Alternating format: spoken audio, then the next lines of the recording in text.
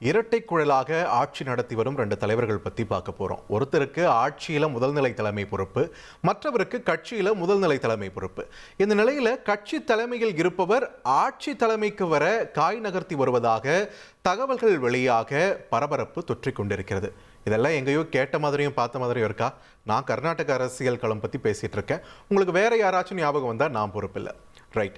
அண்டை மாநிலமான கர்நாடகாவில் ஒலிக்கும் நவம்பர் புரட்சி குரல்கள் என்ன நடக்குதுன்னு நமக்கு காட்டிக்கிட்டு இருக்கு. ஸோ கடந்த மே 2023 நடந்த கர்நாடக மாநில சட்டமன்ற தேர்தலில் காங்கிரஸ் பெரும் வெற்றி பெற்றது.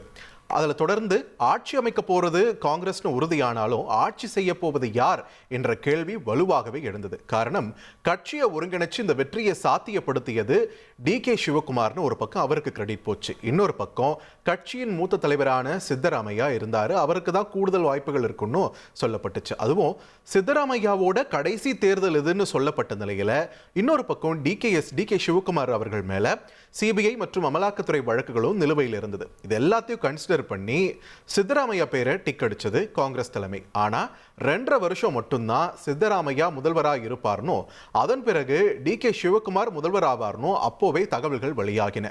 ஆனா இது எதுவுமே அதிகாரப்பூர்வமா அறிவிக்கப்படல. இந்த நிலையில தான் சரியா 2.5 வருஷம் கழிச்சு இப்போ சலசலக்க தொடங்கியிருக்கு கர்நாடக அரசியல் களம். குறிப்பா அங்க இருக்கக்கூடிய மாநில காங்கிரஸ்.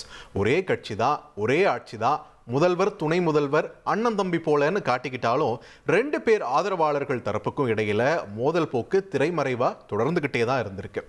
இந்த நிலையில தான் சமீபத்தில் சித்தராமையாவின் ஆதரவாளர்கள் சிலர் DK சிவகுமார் 5 வருஷத்துக்கு மேல மாநில கட்சி தலைவராக இருக்காரு, அதுல மாற்றம் தேவைன்னு குரல் கொடுத்திருக்காங்க. காரணம், ஓவர் தி டைம் சித்துவை விட DK சிவகுமார் ஆதரவாளர்களோட பிடியில கட்சி இருக்குதுன்னு சொல்லியிருக்காங்க. அதுக்கு தகுந்தாற் போல சமீபத்தில் ஒரு கட்சி நிகழ்வில் பேசின DK சிவகுமாரும் தானே இந்த கட்சி தலைமை பொறுப்புல தொடர முடியாதுன்னு இன்னொரு ஆள் வரணும்னு பேசிட்டு தான் வேற பணிகளுக்கு தலைமை பொறுப்புல செயல்பட ஆர்வம் தெரிவிப்பதாக சொன்னதும் அது என்ன தலைமைன்னு, அது என்ன தலைமை பொறுப்புன்னு விவகாரம் பத்திக்குச்சு.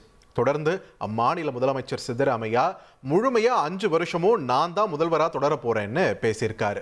அவர் தரப்பு ஆதரவாளர்களோ மாநில கட்சி தலைமை பொறுப்பிலிருந்து DK சிவகுமார் விடுவிக்கப்படணும்ன்றதையும் தாண்டி கூடுதலா துணை முதல்வர் பதவிகள் உருவாக்கப்பட வேண்டும்னு கோரிக்கை விடுக்க தொடங்க இது கர்நாடக துணை முதல்வராக இருக்கக்கூடிய சிவகுமாருடைய முக்கியத்துவத்தை குறைக்க மேற்கொள்ளப்படும் நகர்வாகவே பார்க்கப்பட்டுச்சு.